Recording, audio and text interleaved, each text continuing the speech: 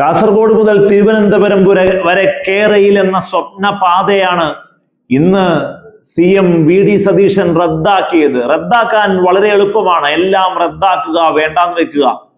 കഴിഞ്ഞ കാലത്ത് ഉമ്മൻചാണ്ടി എന്ന മുഖ്യമന്ത്രി പറഞ്ഞ ഒരു കാര്യം കൂടി ഇന്ന് രാഷ്ട്രീയ കേരളം ചർച്ച ചെയ്യുക. എന്താണ്?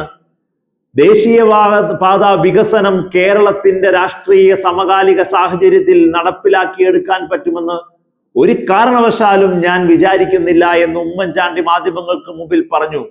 കാരണം സ്വകാര്യ വ്യക്തികളുടെ താല്പര്യങ്ങളെ നോക്കണം, അതിന് വലിയ രീതിയിൽ ഒരു നിലപാടെടുത്ത് മുമ്പോട്ട് പോകണം, രാഷ്ട്രീയ സാമുദായിക സമവാക്യങ്ങൾ ഒരുമിക്കണം.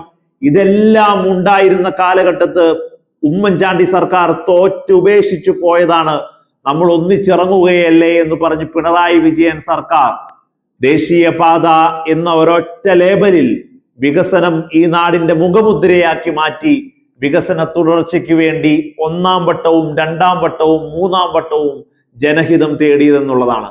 നോക്കൂ, പൊതുമരാമത്ത് വകുപ്പ് മന്ത്രി G സുധാകരനും മുഹമ്മദ് റിയാസും അത്രമേൽ വലിയ പ്രോഗ്രസീവായിട്ട് മുമ്പോട്ട് പോയതും വികസന തുടർച്ചയ്ക്ക് വേണ്ടി ഒരു വോട്ട് എന്ന ക്യാമ്പയിൻ പോലും ഉണ്ടായത് നിലപാടെടുത്ത രാഷ്ട്രീയം പറഞ്ഞ LDF സർക്കാർ ഇരുകരകളിലും ഇരുവശങ്ങളിലും റോഡിന്റെ സ്ഥലമെടുത്ത് ഒരുമിച്ച് മുമ്പോട്ട് പോയത് കൊണ്ടാണ് എന്ന് പറയാതെ വയ്യ.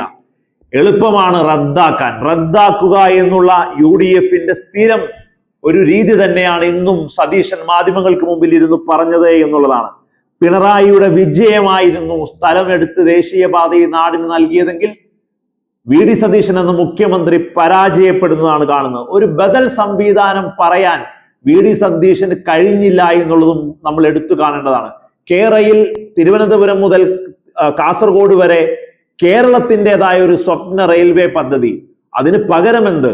അതിന് പകരം ഇന്ന രീതിയിൽ നമുക്ക് മുമ്പോട്ട് പോകാൻ ഒരു ഓൾട്ടർനേറ്റീവ് റെമഡി ഞങ്ങൾ കൊണ്ടുവരുന്നു എന്ന് പറയാൻ സാധിക്കാതെ റദ്ദാക്കിയിരിക്കുന്നു. സ്വകാര്യ വ്യക്തികളുടെ അടുത്ത് നിന്ന് സ്ഥലം ഏറ്റെടുക്കുന്നത് അടക്കമുള്ള പ്രശ്നങ്ങളെ മുന്നോട്ട് വെച്ച് ഉമ്മൻചാണ്ടി സർക്കാരിന്റെ അതേ പാതയിലേക്ക് സതീശനും രണ്ടാം ദിവസം പോയി എന്നുള്ളതാണ്.